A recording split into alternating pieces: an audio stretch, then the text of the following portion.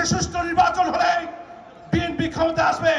আর সেই কারণে যদি আপনারা নির্বাচন না দেন তাহলে আমরা আরেকটি অভ্যুত্থান সৃষ্টি করে এ সরকারকে বিদায় করতে বাধ্য হব।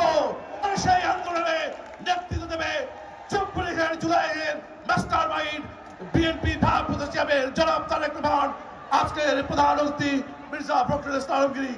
24 জুলাই আগস্টের আন্দোলনের মধ্য দিয়ে যখনই আমরা শেখ হাসিনা মুক্ত বাংলাদেশ পেয়েছে, তখনই বাংলাদেশের মানুষের সেই দীর্ঘদিনের স্বপ্ন, বাংলাদেশের গণতন্ত্র, বাংলাদেশের মানুষের ভোটার অধিকার ফিরে পেয়েছে, বাংলাদেশ একটি নির্বাচিত সরকার চেয়েছে।